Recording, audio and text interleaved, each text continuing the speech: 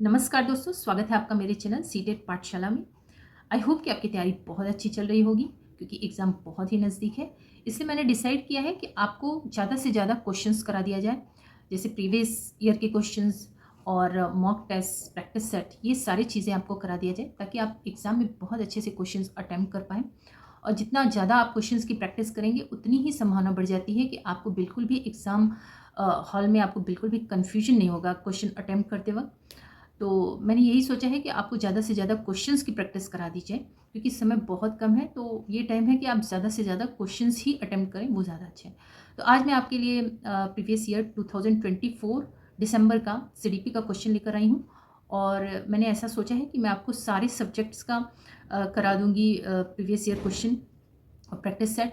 Question कराते वक्त ही मैं आपको आंसर बहुत अच्छे से उसके कॉन्सेप्ट क्लियर कर दूँगी, जिससे आपको बिल्कुल भी कन्फ्यूजन नहीं रहेगी। जैसे कि बहुत इंपॉर्टेंट थियरीज़ हैं साइकोलॉजिस्ट की, ये सब मैं आपको बहुत अच्छे से एक्सप्लेन कर दूँ। सीडीपी के 30 क्वेश्चन लेकर आई हूँ और ऐसे ही आपको रेगुलर क्वेश्चंस मिलते रहेंगे। और अगर आपको वीडियो अच्छी लगे तो चैनल को लाइक, सब्सक्राइब और शेयर ज़रूर करें। तो चलिए बिल्कुल भी टाइम वेस्ट नहीं करते हैं, शुरू करते हैं आज की क्लास। क्वेश्चन नंबर 1 देखते हैं। Mastery oriented learners typically attributed success to dash and failure to dash. महारत उन्मुख शिक्षार्थी सामान्यतः सफलता का श्रेय डैश को देते हैं और असफलता को डैश मानते हैं।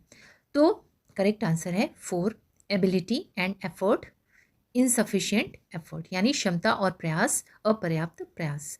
महारत उन्मुख शिक्षार्थी सीखने की प्रक्रिया पर ध्यान देते हैं। वे मानते हैं कि सफलता उनकी क्षमता और परिश्रम से आती है। असफलता को वे प्रयास की कमी से जोड़ते हैं। वे भाग्य या बाहरी कारणों को दोष नहीं देते। इससे सही आंसर है 4। Question number 2, which of the following statement represents proximodistal principle of development. निम्नलिखित में से कौन सा कथन विकास के समीप से दूर सिद्धांत को दर्शाता है। करेक्ट आंसर है 4, children develop ability to sit up before standing. बच्चे खड़े होने से पहले बैठने की क्षमता विकसित करते हैं। समीप से दूर सिद्धांत के अनुसार विकास शरीर के केंद्र से बाहरी भागों की ओर होता है। पहले गर्दन और धड़ का विकास होता है, इसलिए बच्चा पहले बैठता है और बाद में खड़ा होता है। Question number 3, according to Vygotsky children speak to themselves. Vygotsky के अनुसार बच्चे स्वयं से बात क्यों करते हैं।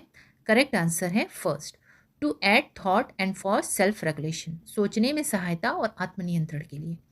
वाइगोत्स्की के अनुसार स्वयं से बात करना बच्चों के लिए उपयोगी है। यह सोच को व्यवस्थित करता है या आत्मनियंत्रण और समस्या समाधान में मदद करता है। Question number 4, challenges in social communication are evident in. सामाजिक संचार में कठिनाइयाँ किस विकार में स्पष्ट रूप से पाई जाती हैं। तो करेक्ट आंसर है 3, autism spectrum disorder. Autism spectrum disorder में सामाजिक संवाद की मुख्य समस्या होती है। आँख से संपर्क, बातचीत और भावनाएं समझने में कठिनाई होती है, इसलिए करेक्ट आंसर है 3। क्वेश्चन नंबर 5 देखते हैं। According to Vygotsky theory of learning and development, which of the following is an example of scaffolding।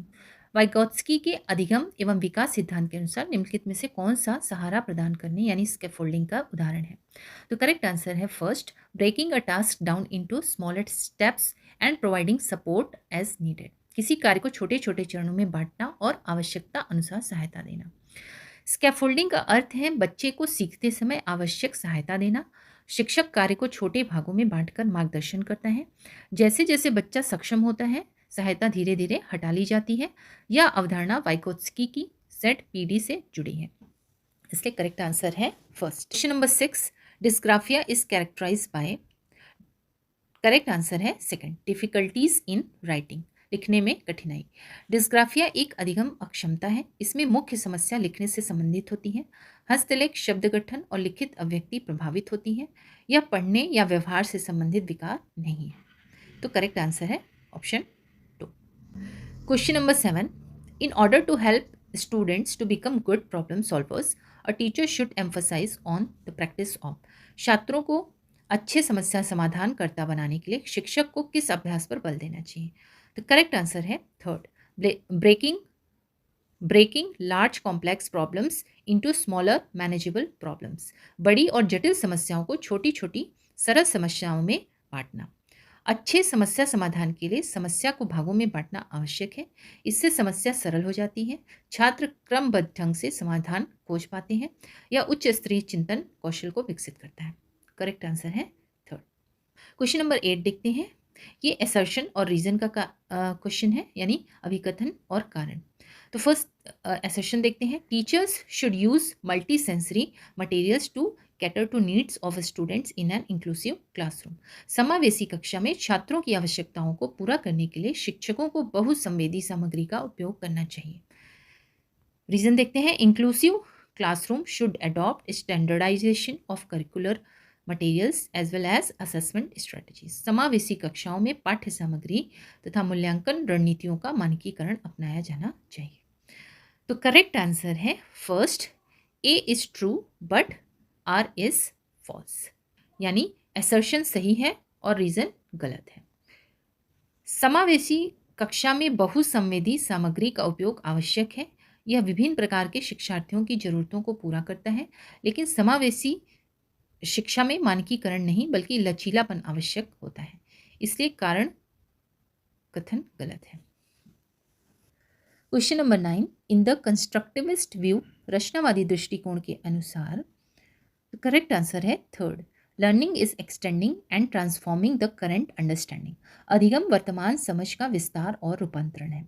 रचनावादी दृष्टिकोण के अनुसार ज्ञान को बच्चा स्वयं निर्मित करता है। अधिगम यानी लर्निंग एक सक्रिय प्रक्रिया है। नया ज्ञान पहले से मौजूद ज्ञान के आधार पर बनता है, इसलिए अधिगम को समझ का विस्तार और परिवर्तन माना जाता है। निष्क्रिय सीखना या अनुबंधन रचनावाद का भाग नहीं है। क्वेश्चन नंबर 10, ये भी असर्शन और रीजन का क्वेश्चन है। तो असर्शन ए देखते हैं। Effective teachers familiarize themselves with daily lives and socio cultural backgrounds of learners. प्रभावी शिक्षक शिक्षार्थियों के दैनिक जीवन और उनके सामाजिक सांस्कृतिक पृष्ठभूमि से परिचित होते हैं। कारण देखते हैं। Learning takes place in a social context. अधिगम एक सामाजिक संदर्भ में होता है।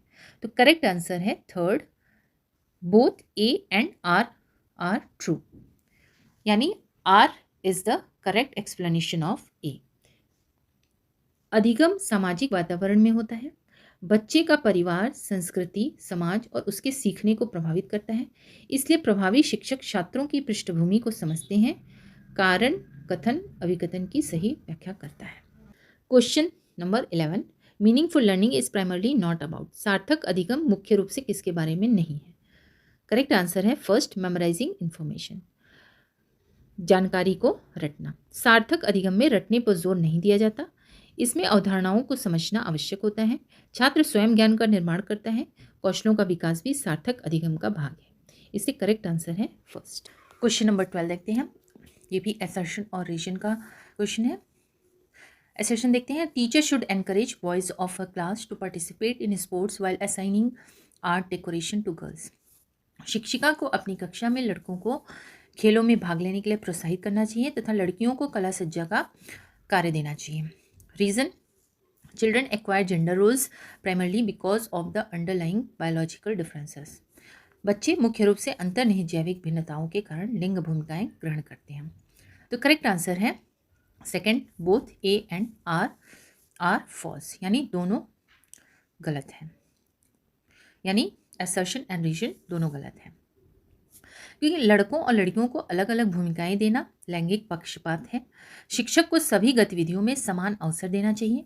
लिंग भूमिकाएं केवल जैविक कारणों से नहीं बनती, सामाजिक और सांस्कृतिक कारक भी इसमें बड़ी भूमिका निभाते हैं। इसलिए ए और आर दोनों गलत है। Question number 13, kinesthetic learners prefer to learn through. गति संवेदी शिक्षार्थी डैश के माध्यम से सीखना पसंद करते हैं। तो करेक्ट आंसर है डूइंग एंड मूविंग, यानी करने और चलने फिरने के द्वारा। गति संवेदी शिक्षार्थी गतिविधियों के माध्यम से बेहतर सीखते हैं। वे प्रयोग, अभिनय और शारीरिक गति से सीखना पसंद करते हैं। केवल सुनना या देखना उनके लिए प्रभावी नहीं होता। तो करेक्ट आंसर है third. Question number 14, according to Howard Gardner, while a scientist would exhibit high dash intelligence, a sculpture would have high dash intelligence। Harvard gardener के अनुसार जहां एक वैज्ञानिक में डैश बुद्धि अधिक होगी, वहीं एक मूर्तिकार में डैश बुद्धि अधिक होगी। तो करेक्ट आंसर है थर्ड, लॉजिकल, मैथमेटिकल और बॉडीली काइनेस्थेटिक, तार्किक, गणितीय और शारीरिक गति संवेदी। वैज्ञानिक समस्याओं को तर्क और गणना से हल करता है, इसलिए इसमें तार्किक गणितीय बुद्धि अधिक होती है। मूर्तिकार अपने शरीर और हाथों का उपयोग करता है, इसलिए उसमें शारीरिक गति संवेदी बुद्धि अधिक होती है। तो करेक्ट आंसर है third. Question number 15, inclusion needs to be promoted through, समावेशन को बढ़ावा देने के लिए आवश्यक है। तो करेक्ट आंसर है थर्ड, यानी फर्स्ट, सेकंड और फोर्थ सही है। समावेशन के लिए पाठ्यक्रम का लचीला होना आवश्यक है। सहयोगात्मक अधिगम सभी बच्चों को साथ सीखने का अवसर देता है। भवन की सुलभता भी समावेशन के लिए जरूरी है।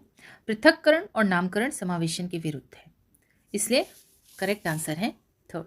Question number 16, children learn better if they experience, बच्चे बेहतर सीखते हैं यदि वे अनुभव करते हैं। तो करेक्ट आंसर है second, moderate level of excitement to learn, सीखने के लिए मध्यम स्तर का उत्साह। अधिगम के लिए न तो बहुत कम और न ही बहुत अधिक उत्तेजना उपयुक्त होती है। मध्यम स्तर का उत्साह बच्चे को सीखने के लिए प्रेरित करता है।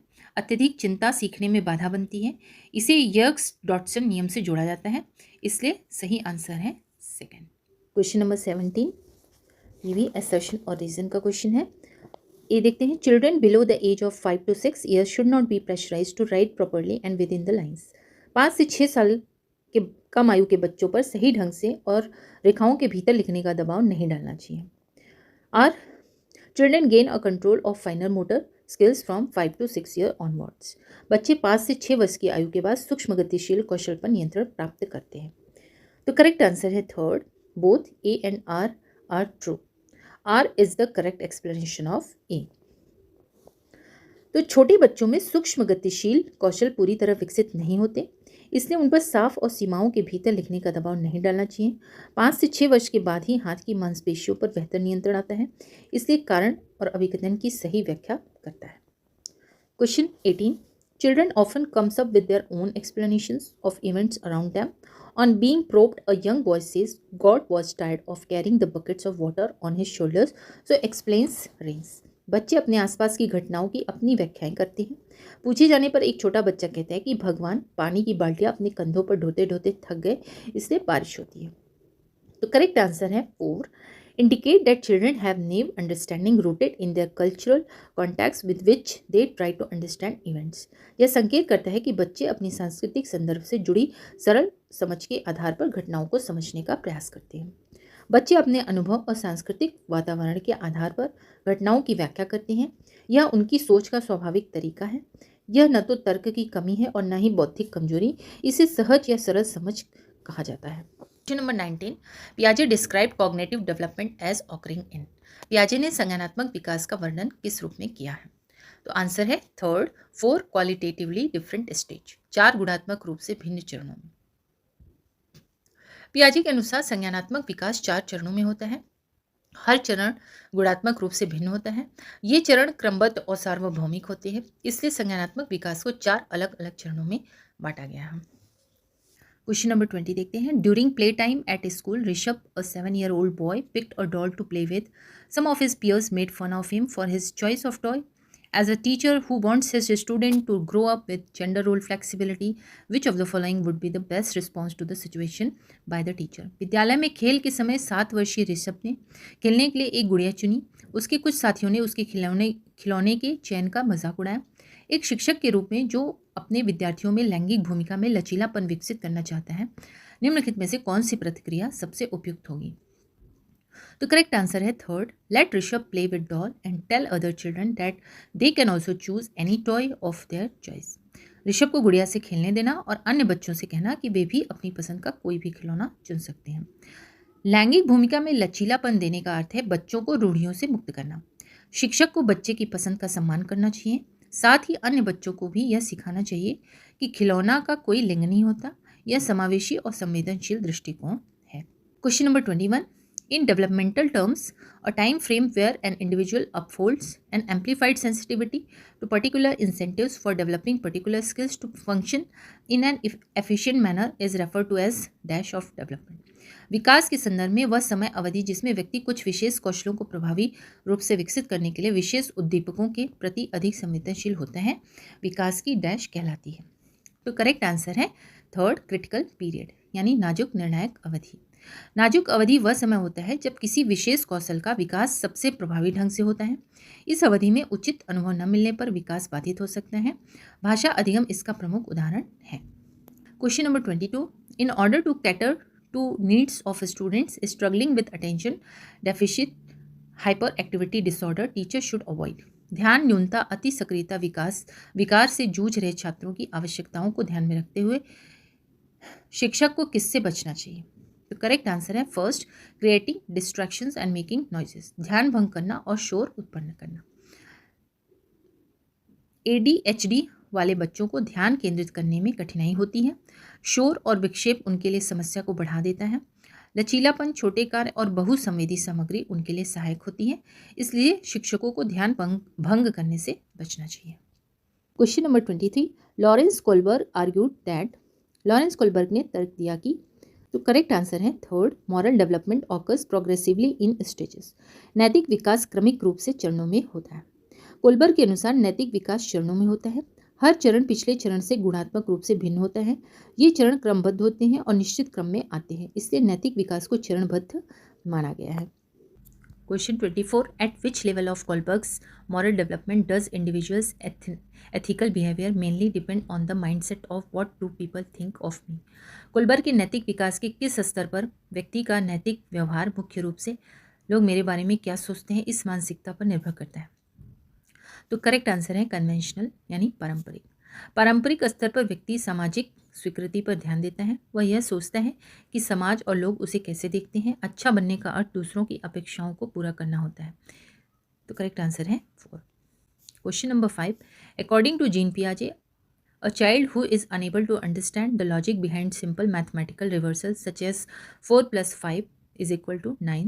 So 9 minus 5 is equal to 4. It is because of, Jean पियाजे के अनुसार बच्चा सरल गणितीय उल्टाव जैसे 4 plus 5 is equal to 9, इसलिए 9 minus 5 is equal to 4 के तर्क को नहीं समझ पाता। उसका कारण है, तो करेक्ट आंसर है सेकेंड, इरिवर्सिबिलिटी, अपरिवर्तनीयता। अपरिवर्तनीयता यानी इरिवर्सिबिलिटी का अर्थ है प्रक्रिया को उलटकर न सोच पाना। पूर्व संक्रिय अवस्था के बच्चे क्रियाओं को पीछे की ओर नहीं समझ पाते, इसी कारण वे गणितीय उल्टाव नहीं समझ पाते। यह पियाजे की संज्ञानात्मक सीमा है। क्वेश्चन नंबर 26, असर्शन और रीजन का question, teachers should distance themselves from students and place primary responsibility for learning on them only. शिक्षकों को छात्रों से दूरी बनाए रखनी चाहिए और अधिगम की मुख्य जिम्मेदारी केवल छात्रों पर डालनी चाहिए। Reason, learning takes place effectively in an authoritative rather than a democratic environment. अधिगम लोकतांत्रिक वातावरण की बजाय अधिनायकवादी वातावरण में अधिक प्रभावी होती है। तो करेक्ट आंसर है second, both A and R false. यानी अधिगम एक सहभागितापूर्ण प्रक्रिया है। शिक्षक का मार्गदर्शन और सहयोग बहुत आवश्यक होता है। लोकतांत्रिक वातावरण में अधिगम अधिक प्रभावी होता है। अधिनायकवादी वातावरण सीखने को बाधित करता है। Question number 27, assertion, scaffolding provided by the teachers hinders the learning process of children. शिक्षकों द्वारा दिया गया स्कैफोल्डिंग बच्चों की अधिगम प्रक्रिया में बाधा उत्पन्न करता है। Reason, Lev Vygotsky proposed that children learn independently by acting upon and manipulating the environment. लेव वाइगोत्स्की ने यह प्रस्तावित किया कि बच्चे पर्यावरण पर क्रिया करके और उसमें परिवर्तन करके स्वतंत्र रूप से सीखते हैं। तो करेक्ट आंसर है second, both A and R false. Scaffolding बच्चों की सीखने की प्रक्रिया में सहायता करती है, बाधा नहीं। वाइगोत्स्की के अनुसार शिक्षक का मार्गदर्शन आवश्यक होता है। बच्चे पूरी तरह स्वतंत्र रूप से नहीं बल्कि सहयोग से बेहतर सीखते हैं, इसलिए अभिकथन और कारण दोनों गलत है। Question 28, which of the following correctly describes extrinsic motivation. निम्नलिखित में से कौन सा बाह्य प्रेरणा का सही वर्णन करता है? करेक्ट आंसर है first, motivation that comes from environmental consequences. प्रेरणा जो पर्यावरणीय परिणामों से उत्पन्न होती है। बाह्य प्रेरणा पुरस्कार, दंड या बाहरी परिणामों से जुड़ी होती है। यह व्यक्ति के अंदर से नहीं बल्कि बाहरी कारकों से आती है। व्यक्तिगत आनंद और संतुष्टि आंतरिक प्रेरणा के उदाहरण है। Question number 29, two important cognitive development milestones of sensory motor stage of Piaget's theory of cognitive development are. पियाजे के संज्ञानात्मक विकास सिद्धांत की संवेदनज्ञात्मक अवस्था के दो महत्वपूर्ण संज्ञानात्मक विकास मील के पत्थर हैं। करेक्ट आंसर है third, object permanence and deferred imitation, वस्तु स्थायित्व और विलंबित अनुकरण। तो संवेदन गत्यात्मक अवस्था में बच्चा वस्तु स्थायित्व विकसित करता है। वह यह समझने लगता है कि वस्तुएं दिखाई न देने पर भी मौजूद रहती हैं। विलंबित अनुकरण भी इसी अवस्था की विशेषता है। क्वेश्चन नंबर 30, चिल्ड्रन यानी बच्चे। तो करेक्ट आंसर है third, R greatly influenced by the social cultural context they grow up in. जिस सामाजिक सांस्कृतिक संदर्भ में वे बड़े होते हैं उससे अत्यधिक प्रभावित होते हैं। बच्चों का विकास समाज और संस्कृति से गहराई से प्रभावित होता है। परिवार, विद्यालय और परिवेश उनके व्यवहार और सोच को आकार देते हैं।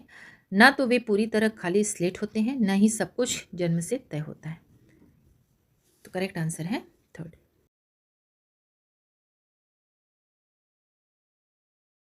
तो दोस्तों आज की इस वीडियो में हमने CDP के 30 बहुत ही इंपॉर्टेंट क्वेश्चंस देखे। अगर आपको ये प्रश्न समझ में आए हों और आपको लगा हो कि एक्सप्लेनेशन आसान भाषा में थी तो वीडियो को लाइक ज़रूर करें। ऐसे ही रोज़ाना आपको बहुत ही इंपॉर्टेंट MCQs मिलते रहेंगे, तो चैनल को सब्सक्राइब करना बिल्कुल मत भूलिए। आपके लिए जो क्वेश्चन है उसे कमेंट बॉक्स में ज़रूर उसका आंसर बताएं। अगर किसी भी प्रश्न में आपको डाउट है या एक्सप्लेनेशन चाहिए तो नीचे कमेंट बॉक्स में ज़रूर लिखें, मैं आपके हर सवाल का जवाब दूंगी। तो मिलते हैं अगले वीडियो में। Thank you so much for watching. Keep learning, keep growing. Bye bye.